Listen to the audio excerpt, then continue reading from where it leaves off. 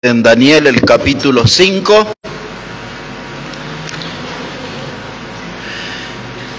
Y vamos a contar cómo llegamos a ese capítulo 5.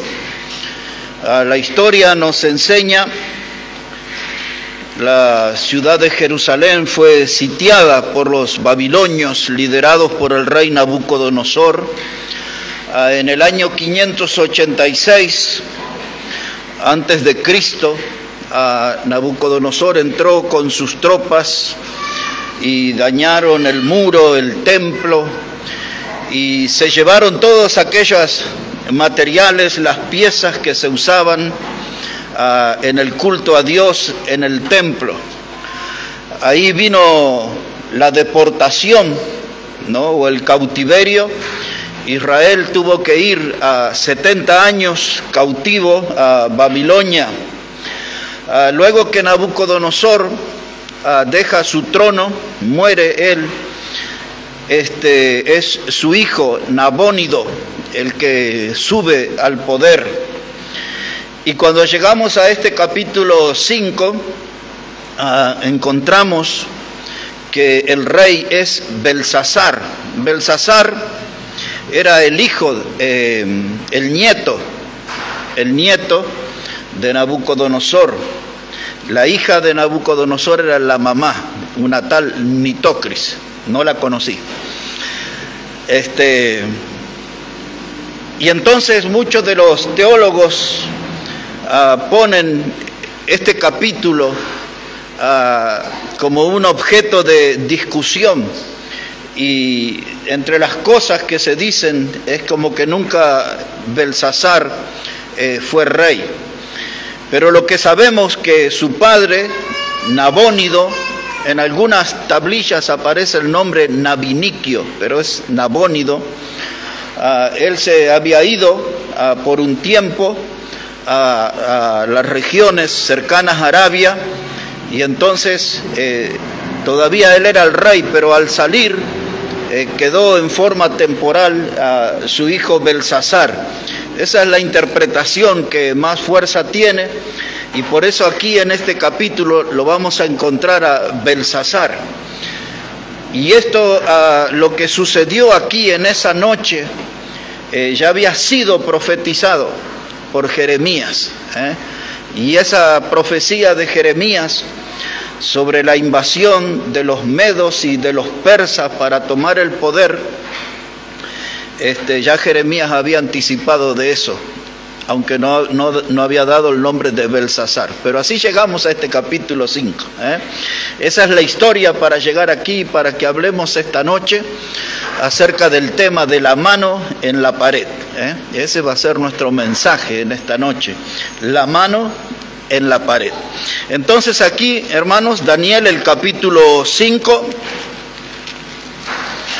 dice la palabra de Dios en el versículo 1, dice: el rey Belsasar hizo un gran banquete a 1000 de sus príncipes, y en presencia de los 1000 bebía vino. Belsasar, con el gusto del vino, mandó que trajesen los vasos de oro y de plata que Nabucodonosor su padre había traído del templo de Jerusalén, para que bebiesen en ellos el rey y sus grandes, sus mujeres y sus concubinas. Y entonces fueron traídos los vasos de oro que habían traído del templo de la casa de Dios que estaba en Jerusalén, y bebieron en ellos el rey y sus príncipes, sus mujeres y sus concubinas, y bebieron vino, y alabaron a los dioses de oro y de plata y de bronce, de hierro, de madera y de piedra. Y en aquella misma hora aparecieron los dedos de una mano de hombre que escribía delante del candelero sobre lo encalado de la pared del palacio real. Y el rey veía la mano que escribía, y entonces el rey palideció y sus pensamientos lo turbaron, y se debilitaron sus lomos, y sus rodillas daban la una contra la otra. El final del versículo 5, ahí está el título de nuestro mensaje: la mano en la pared. Esto era una de las fiestas que la Biblia nos enseña que terminó en tragedia. Muchas veces las fiestas terminan en tragedia.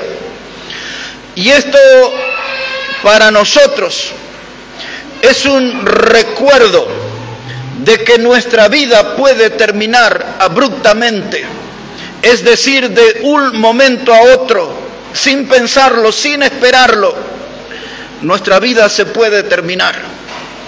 Aquí están reunidos todo el poder político en esta reunión.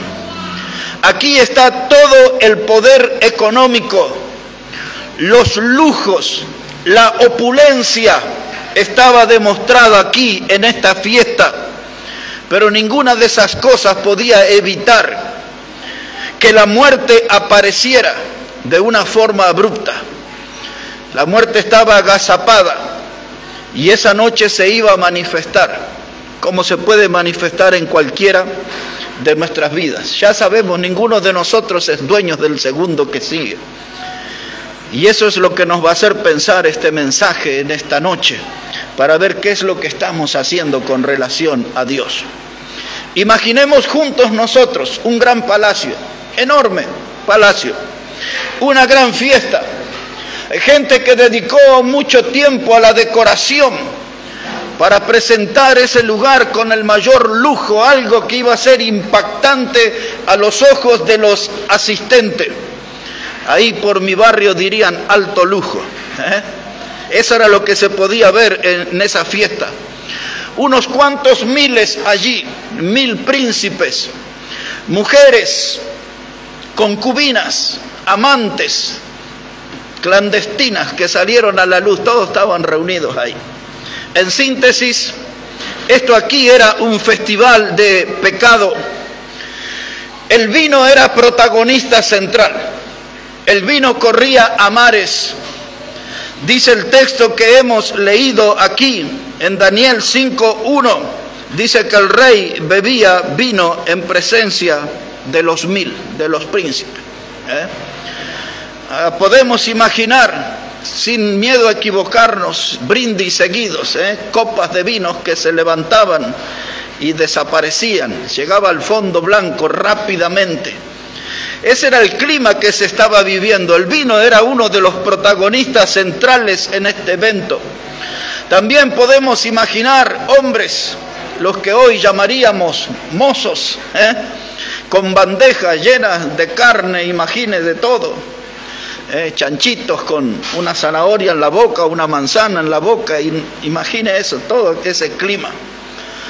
Un poco más allá, bandejas con frutas, charlas ruidosas, risas estruendosas. En algún rincón, hombres contando sus victorias y sus hazañas en los campos de batalla. Todo eso sucedía ahí en esa noche. Muchos querían sobresalir.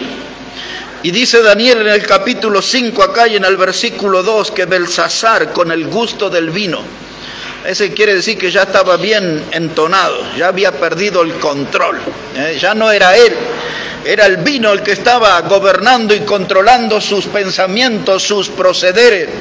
Eso es lo que significa el gusto del vino. Ya quizás ni sabía ni cómo se llamaba en ese momento. Estaba ahí él excitado y mandó a traer las copas que su padre Nabucodonosor, recuerde que la Biblia dice padre, pero era su abuelo. Este era un lenguaje antiguo, se usaba así, pero Nabucodonosor era el abuelo de Belsasar. La Biblia dice que su padre Nabucodonosor había traído del templo santo de Dios esas copas.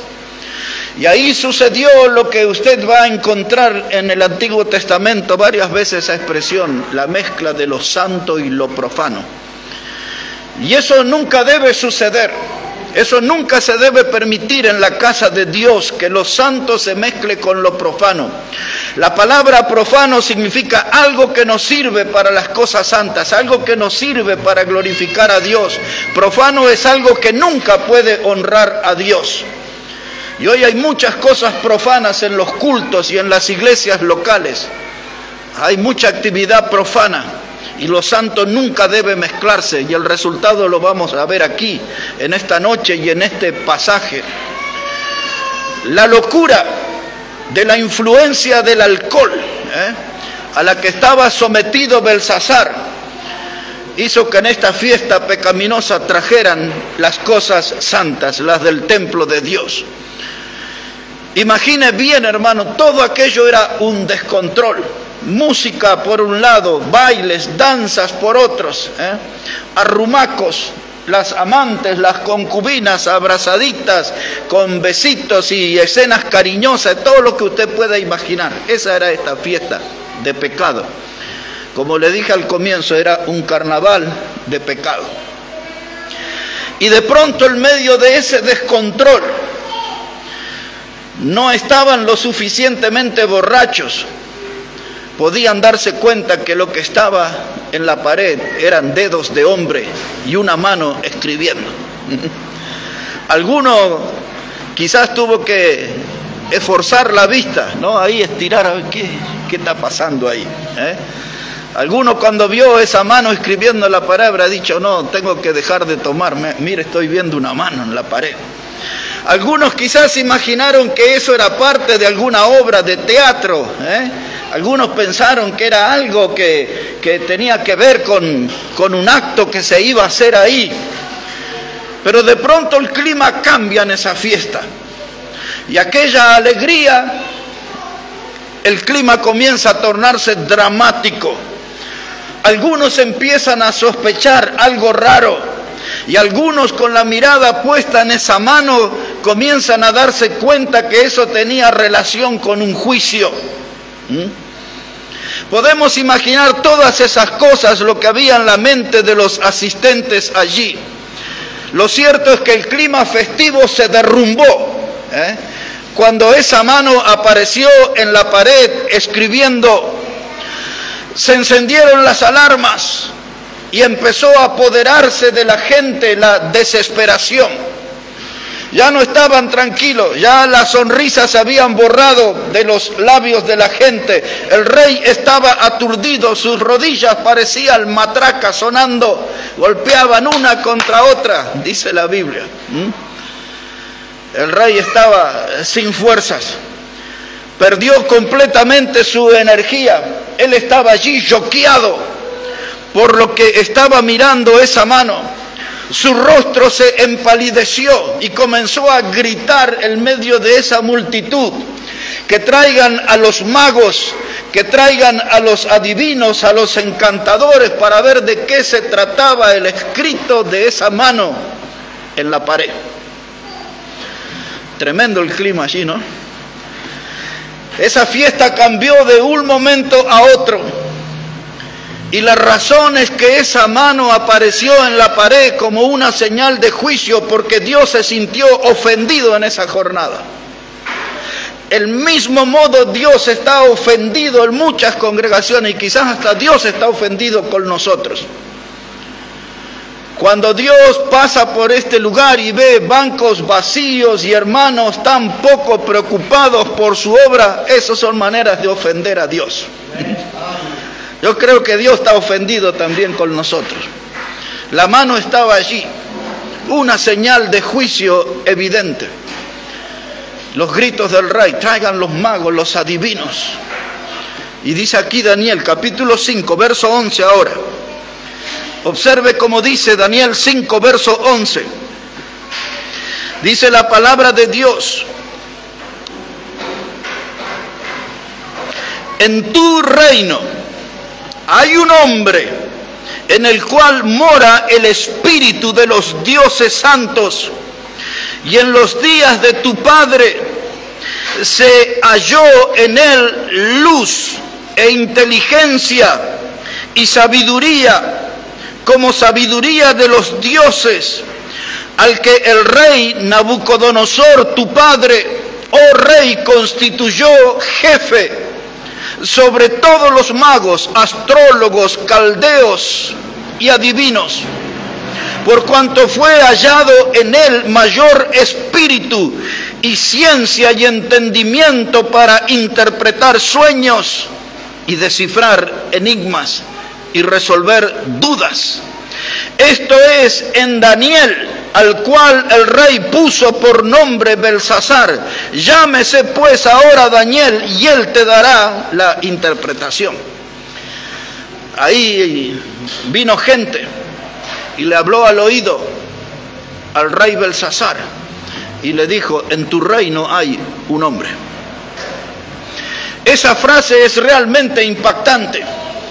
Esa frase lo necesita nuestra generación, nuestra sociedad, que frente a un problema de difícil resolución, frente a un problema en el cual no se encuentra la salida, que el mundo pueda decir: en la Iglesia Bautista hay hombres. Un hombre en tu reino que es un experto en ciencia, en entendimiento, alguien que es dirigido por el gran Dios y que puede descifrar los enigmas más complejos. Un hombre. Ese reino tenía un hombre, era Daniel. Su nombre significa Dios es mi juez. Y ese hombre era el que estaba lleno del Espíritu Santo de Dios y el que Dios había utilizado para describir aquel sueño que Nabucodonosor había tenido de aquella imagen. ¿Recuerdan? En el capítulo 2, una cabeza de oro, aquel pecho que era de plata y el vientre y los muslos de bronce y los pies de hierro y barro. Y Daniel fue traído allí. Y él explicó al rey lo que significaba, cómo cada uno de esos materiales representaba un imperio. Y luego Daniel le habló de una piedra que no había sido cortada por mano, y esa piedra iba a destruir todos esos imperios. Esa piedra es Jesucristo, la piedra que desecharon los edificadores. Daniel le describió en ese sueño, en su interpretación, todos los poderes que iban a existir hasta que la piedra no cortada por mano viniera, hasta que Jesús estableciera su reino. Le explicó todo hasta un poco más adelante de nuestros días.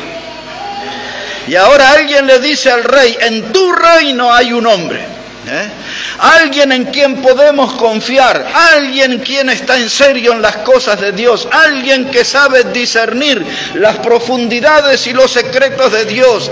Ese hombre fue el que ayudó a tu padre en sus días. Hay que traer ese hombre aquí. Olvídate de los astrólogos y los adivinos y los agoreros. Trae a ese hombre. Sobre todas las cosas, hermano, es tan necesario que el mundo sepa que en la casa del Señor hay hombres que pueden ayudar en los grandes problemas de esta sociedad. Dice la palabra de Dios: un hombre con excelencia de espíritu, un hombre lleno de virtudes espirituales. Este era Daniel, un hombre que se veía en su vida una clara presencia de Dios. Este era Daniel. Para estos días, Daniel tenía unos 80 años, 82, más o menos ahí andaba.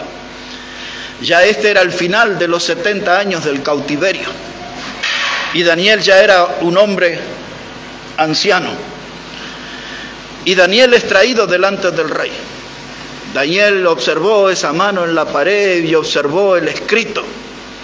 Y así como yo empecé el mensaje dando un breve repaso de la historia, Daniel le va a explicar al rey y a todos los que podían oír la historia de cómo se llegó a ese momento. ¿Quiere conocer los detalles? Pues aquí están, mire. Mire cómo dice la palabra, Daniel 5, verso 17. Daniel 5, verso 17. Dice: entonces Daniel respondió y dijo delante del rey: tus dones sean para ti y da tus recompensas a otro. El hombre de Dios no está por la plata, no le importa lo material, eso dáselo a otro. Vayamos al grano, vamos a lo importante, dice Daniel. Verso 17 dice: leeré la escritura al rey y le daré la interpretación. El Altísimo Dios, y ahí empieza a hacer la historia. Para llegar a eso que estaba pasando en la pared, Daniel le va a contar la historia. Dice el verso 18: el Altísimo Dios, oh rey, dio a Nabucodonosor tu padre el reino, y la grandeza, y la gloria, y la majestad. Y por la grandeza que le dio, todos los pueblos, naciones y lenguas temblaban y temían delante de él. A quien quería mataba, y a quien quería daba vida. Engrandecía a quien quería, y a quien quería humillaba. Mas cuando su corazón se ensoberbeció y su espíritu se endureció en su orgullo, fue depuesto del trono de su reino y despojado de su gloria. Y fue echado de entre los hijos de los hombres, y su mente se hizo semejante a las de las bestias, y con los asnos monteses fue su morada. Hierba le hicieron comer como a buey, y su cuerpo fue mojado con el rocío del cielo, hasta que reconoció que el Altísimo Dios tiene dominio sobre el reino y los hombres, que pone sobre él al que le place. Algo de esto prediqué el sábado pasado, y nosotros nos habíamos detenido en el capítulo 4 y el verso 26, que terminaba diciendo: lee Dios a Nabucodonosor, luego reconozca que el cielo gobierna. Amén. Eso fue tema del sábado pasado. Y ahora le cuenta la historia del abuelo. Tu abuelo tenía dominio en el mundo. El que él quería mataba, y al que quería dar vida, le daba vida. Tu abuelo tenía poder para enaltecer a una persona o para humillarlo. Dios lo miraba a él en el trono, pero llegó el punto, que eso hablamos el sábado anterior, dijo Nabucodonosor: esta es la gran Babilonia que yo edifiqué para la gloria de mi majestad. Y ahí vino la voz del cielo y lo condenó a ir con los bueyes y los asnos a comer pasto, y se le crecieron a los pelos como las plumas de las águilas, y ahí estaba, hasta que reconoció que el cielo gobierna. Y ahora Daniel le contó esa historia para decirle: estás repitiendo la historia de tu abuelo. Caíste en el mismo acto de soberbia. Dios fue duro con el abuelo, pero le dio una oportunidad. Vimos los otros días que decía 2 veces Nabucodonosor: cuando me fue de vuelta la razón. La expresión que dice: lo que yo hice con Dios fue una locura, pensar que todo esto lo logré con sabiduría y poder humano, y lo dejé de lado a Dios.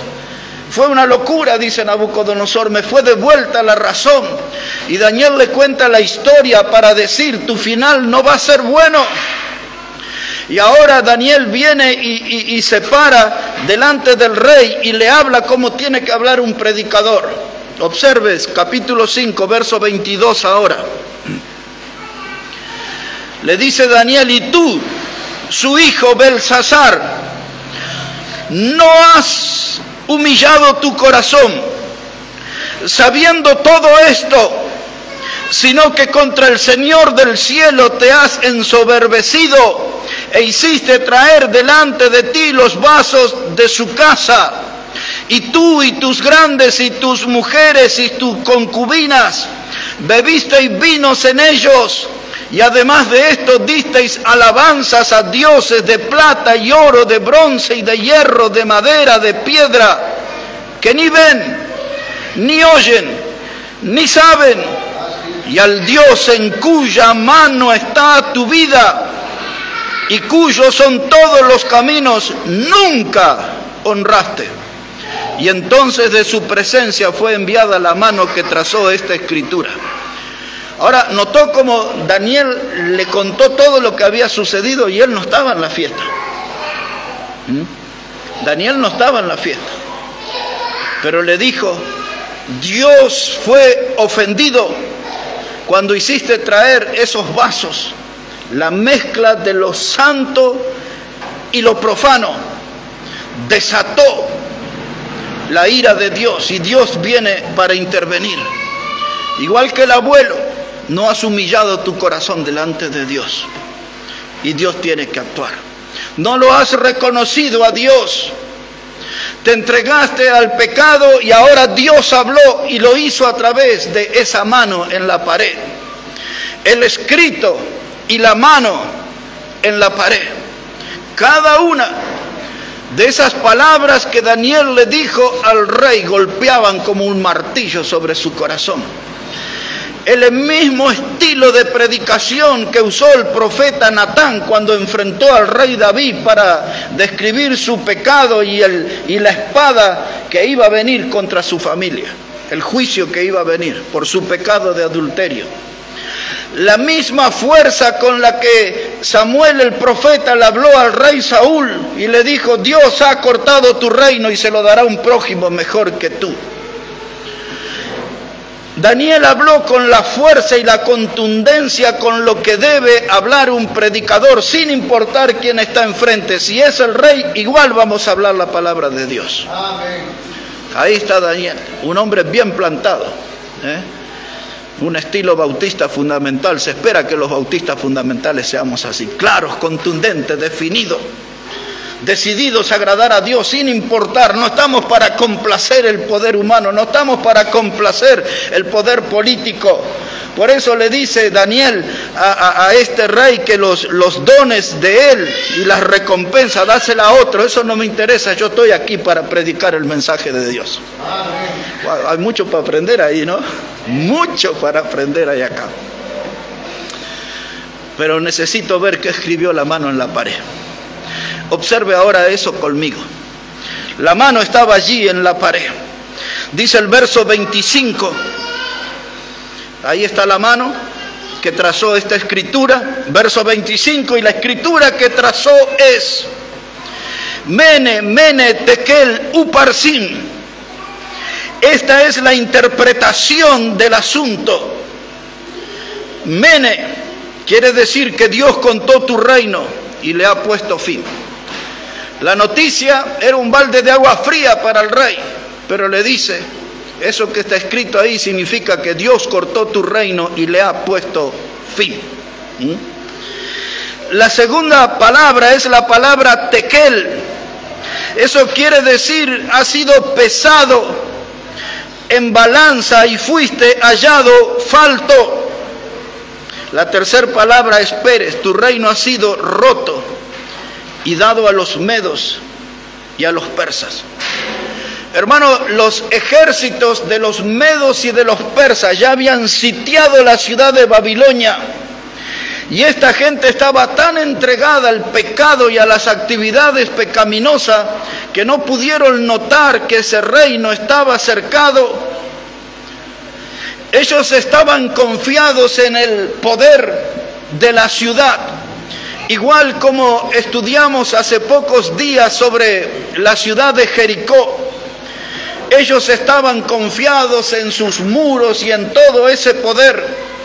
Babilonia tenía 27 kilómetros, imagine una ciudad envuelta en 270 cuadras.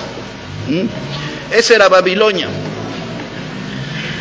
Tenían ellos, hermanos, los muros eran de 27 metros de alto. Dice: acá no va a entrar nada, ni un mono va a poder trepar acá. Se sentían seguros, tranquilos. El ancho de las paredes no eran ladrillos de 40 como hacemos hoy los muros. Eran muros de 7 metros, hermano, que podían andar carros con caballos dando vuelta a la ciudad. ¿Está entendiendo? 27 metros de alto, 7 metros de ancho. Y tenían torres donde estaban los soldados vigilando la posible llegada de enemigo, a 30 metros de alto la torre. Pero no solo eso, tenían alrededor de la ciudad fosos que podían ser de 6 metros como Jericó o de 8 metros de profundidad. Imposible que entraran los enemigos. Ellos estaban tranquilos, ocupados en el pecado. Pero Dios tenía el ejército que iba a terminar con ese reinado en esa noche. Y aquí está el tema y la lección para nosotros en esta noche. Ninguno de nosotros es dueño del segundo que sigue. Estamos en las manos de Dios. Si nosotros tuviéramos actitudes humildes, si no hubiera soberbia en nuestro corazón y reconocemos que necesitamos de Dios, tendríamos los cultos llenos, todos los cultos en esta iglesia. Cuando vemos bancos vacíos, cuando vemos espacios libres en nuestra congregación, es porque hay corazones con soberbia, porque si los corazones reconocen que necesitan de Dios, en la casa de Dios estarían. Entonces esta historia tiene que ver con nuestra conducta también. Tiene lecciones también esto para nosotros.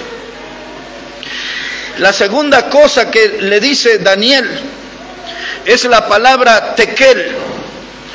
Aquellos que estudian todo el trasfondo, esa palabra se utilizaba, por ejemplo, para describir una moneda de valor con una moneda falsa. Una moneda de oro o una moneda de plata, de metales preciosos, tenía determinado peso, pero cuando la moneda era falsa, no era de esa clase de metales valiosos, entonces su peso era más liviano. Y esa es la palabra que se usa, tekel. En otras palabras, lo que Daniel le está diciendo, tu vida está tan desvalorizada como una moneda falsa. Dice él, has sido pesado en balanza y fuiste hallado falso.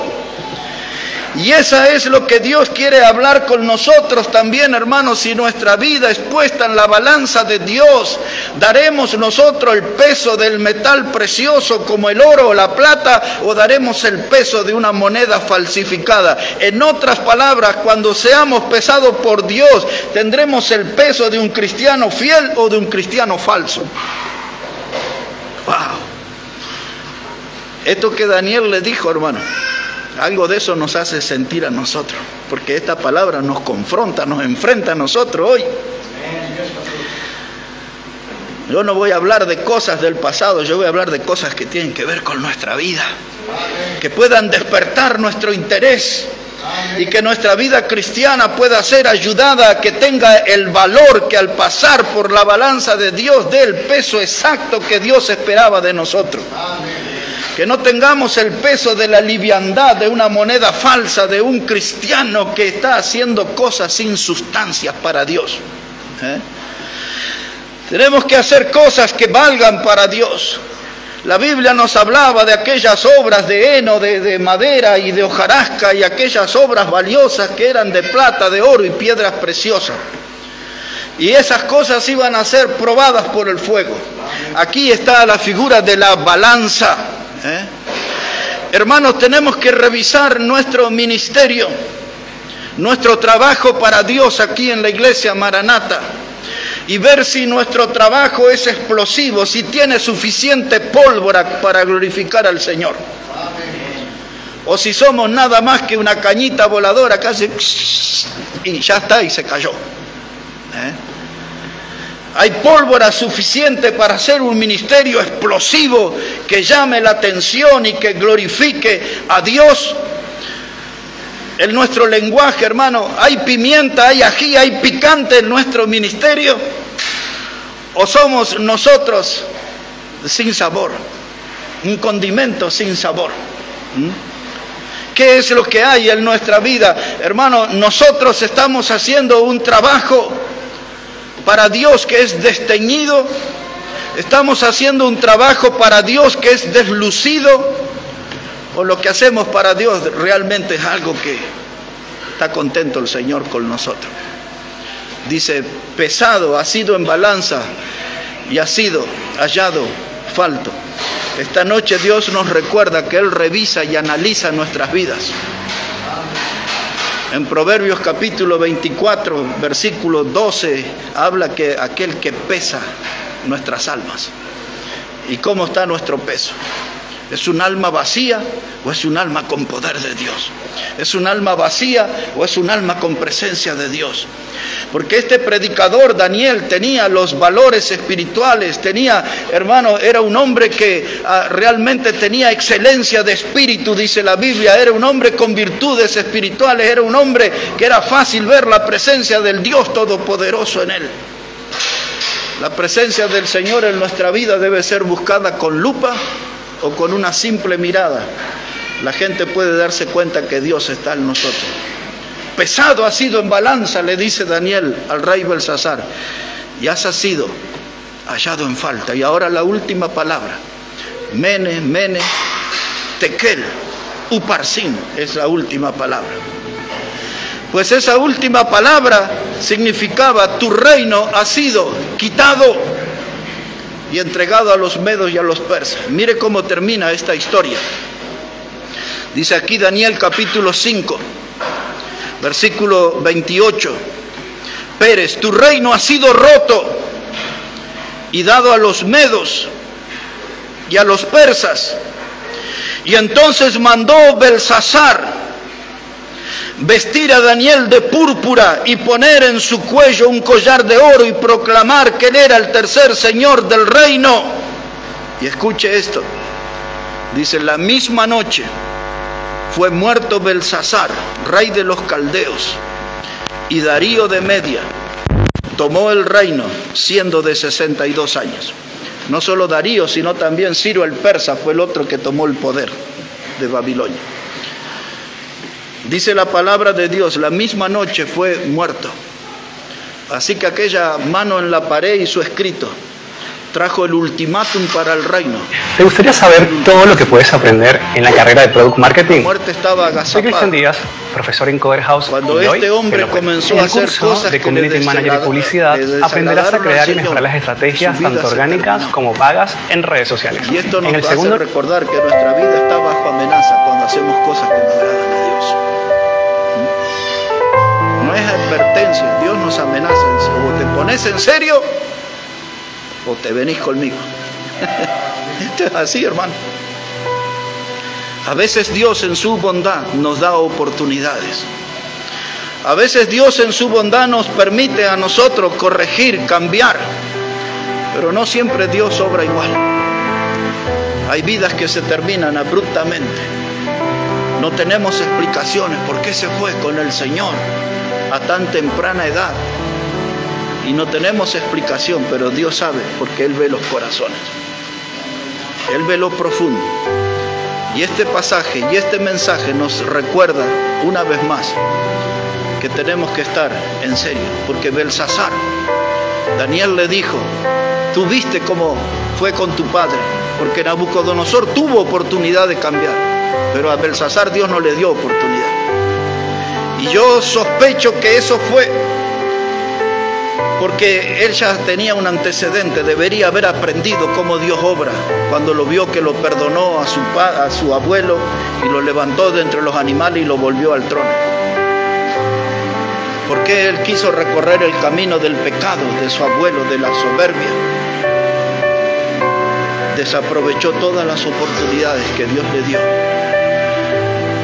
Y ahora tenemos que mirar nuestra vida y preguntarnos: ¿estoy aprovechando la oportunidad que Dios me dio? ¿Habrá una oportunidad más para mí? ¿Cuándo Dios va a poner el punto final en mi vida? Esas cosas necesitamos detenernos a pensar, porque esas cosas son las que nos van a llevar a tomar una decisión de ponernos en serio en la obra de Dios y de tomar en serio el camino del Señor. Un último ejemplo en la Biblia y ahí vamos a terminar, casi sin explicar.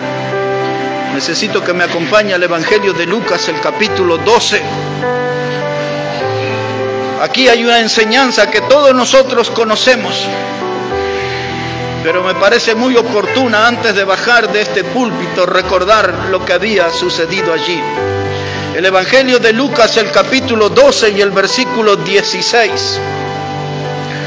Lucas 12, versículo 16. Habla el Señor Jesús y dice que Él les refirió una parábola diciendo: la heredad de un hombre rico había producido mucho. Y él pensaba dentro de sí diciendo: ¿qué haré? Porque no tengo dónde guardar mis frutos. Y dijo: esto haré: derribaré mis graneros y los edificaré mayores, y allí guardaré todos mis frutos y mis bienes. Y diré a mi alma: alma, muchos bienes tienes guardado para muchos años. Repósate, come, bebe, regocíjate. Pero Dios le dijo: necio, esta noche vienen a pedirte tu alma, y lo que has provisto, ¿de quién será? Otro hombre que organizó su vida sin Dios. Otro hombre que estaba haciendo planes de construir graneros mayores y aumentar su riqueza. Un hombre que no hablaba con Dios, hablaba consigo mismo. Y él le decía a su alma: alma, alégrate, muchos bienes tienes. Él no hablaba con Dios. Y le decía a su cuerpo: come, bebe, regocíjate. Nunca levantó su mirada y le dijo: Dios, gracias por la prosperidad que me has dado. Dios, gracias porque reconozco que estas bendiciones vienen de ti. Dios, gracias porque ahora quiero caminar más fiel. No, él hablaba con su alma. Él estaba en el trono de su corazón. Él mismo, su egoísmo, su vanidad estaban montadas en el corazón de este hombre. Y Dios le enseñó a él lo que Santiago nos contó: la vida es como neblina, aparece y desaparece. Y Dios lo vio muy entusiasmado en su proyecto humanista. Y es como que Dios le dijo: ya está, ya terminaste con tus argumentos. Déjame decirte, necio, esta noche vengo a buscar tu alma. Hoy se terminó tu vida. Igual que Belsasar, tenía planes de fiesta, de baile, de placeres mundanos. Pero esa noche se terminó su vida. Y este hombre también tenía muchos proyectos materiales, comerciales, deseos de mayor prosperidad. Pero esa noche vinieron a buscar su alma. ¿Y nosotros? ¿Y nosotros? ¿Qué de nosotros? ¿Está Dios en nuestros planes? ¿Está Dios gobernando en nuestro corazón? ¿Es Dios el que está movilizando nuestra vida? ¿Es Dios a quien nosotros reconocemos que es el que nos da vida y que hoy estamos aquí por su gracia y su misericordia? ¿O estamos haciendo planes, dejando a Dios a un costado de nuestra vida? Ahí apareció la mano en la pared, con un mensaje, con un juicio, con un final triste, una fiesta que terminó en tragedia. Y hermano, no puede haber festejo sin Dios. Nuestra vida no puede terminar en tragedia. Nosotros tenemos que caminar en la senda de Dios, en el camino del Señor, y tenemos que hacerlo con seriedad y con firmeza. Si hay hermanos de nuestra iglesia que no van a oír este mensaje, es bueno que les hablemos nosotros con las palabras, con lo que recordemos, con la idea central. Porque hay algunos que tienen que ponerse en serio en esta congregación antes que aparezca la mano en la pared. Antes que aparezca la mano en la pared. Es un mensaje de juicio. A la iglesia no se juega. Con Dios no se juega. Hay que tenerlo en el centro de nuestras vidas. Eso no lo hizo Nabucodonosor, eso no lo hizo Belsasar, eso no lo hizo este granjero necio. No le dio lugar a Dios en su vida. Y vamos a hablar con Dios en esta noche, porque yo creo que vamos a tener que pedir a Dios que Él tenga misericordia de nosotros. Porque no somos tan fieles como podemos ser, ni somos tan fieles como Dios espera de cada uno de nosotros. Nos enredamos y nos perdemos en nuestras luchas. Nos complicamos con nuestros proyectos. Cedemos a nuestros deseos carnales. la mano en la pared puede aparecer. No estoy refiriéndome literalmente que va a volver esa mano con ese mismo mensaje, pero Dios puede obrar de otra manera para mostrarnos que puede ponerle un fin a nuestra vida. Dice la Biblia sobre Balaam, un hombre que negoció su don de predicador, su don profético por unas cuantas monedas. Y pasaron los siglos. Y dice la segunda carta de Pedro, el capítulo 2, que Dios tuvo que usar una bestia muda de carga, un asna. Dice Pedro, para frenar la locura del profeta. Yo no sé si Dios va a poner un asna en nuestro camino o qué cosa, pero algo va a poner para que nos demos cuenta. Que como esa asna, como la mano en la pared, como esa voz del cielo, algo Dios va a hacer para llamar nuestra atención de que tenemos que ponernos en serio. La mano en la pared es algo que nos ayuda a poner la mirada, y la mano en la pared tiene esa amenaza de que nuestra vida tiene que ponerse bien, y no es mañana ni pasado, tenemos que ponernos bien hoy delante de Dios. Esta historia de siglos atrás tiene mucho que ver con nuestra vida hoy, como lo que, si Dios permite, vamos a hablar mañana también, de enseñanzas de la Biblia que vienen de largo tiempo, pero que tienen mucho que ver con nuestros días y con nuestras vidas. Una mano en la pared, un llamado de atención en esta noche para poner en orden nuestro corazón. Vamos a hablar con Dios. Si todos nos ponemos de pie, por favor, y vamos a hablar con Dios en esta noche. Y quizás hoy necesitamos tomar alguna decisión en nuestra vida. Quizás el mensaje hoy encendió una alarma de que algo necesitamos corregir, necesitamos cambiar. Este mensaje tocó mi corazón también, y por eso me animé a hablar. Este mensaje me ha hecho sentir temor de Dios y me ha hecho sentir más de cerca su presencia. Este mensaje también para mí en estos días, desde hace varios días que me viene hablando Dios, porque todos tenemos cosas para mejorar y todos tenemos que dejar de lado las excusas y ponernos bien con Dios. Y alguien verá más allá de la frontera, en alguna provincia o en otro país, este mensaje, y para ellos también es este llamado de Dios. Un llamado a cambiar, a corregir, a ponernos en un rumbo firme antes que aparezca la mano en la pared en nuestra vida. Te damos gracias, Dios, en esta noche por tu palabra. Y entre las cosas que me llaman la atención es el modelo de siervo que era Daniel. Un hombre lleno de tu espíritu, de tu sabiduría. Un hombre lleno de tu presencia, Señor. Un hombre que no balbuceó y predicó como debía predicar frente al rey. Un verdadero instrumento en tus manos, Señor. Y cuando miramos ese siervo y el modelo, uno se siente tan lejos y se siente tan pequeño. Sin embargo, también reconocemos que tú eres el Dios de Daniel, pero eres nuestro Dios también. Y en esta noche, Señor, oramos por nueva misericordia, porque nuestra vida es puesta en la balanza y somos hallados livianos, quizás rozando la falsedad. Por eso necesitamos que tú obres en nosotros, Dios, en los que no han llegado aquí en esta noche, que esta palabra también encienda una alerta para sus vidas, y que necesitamos ser una iglesia potente, un potente altavoz del Evangelio.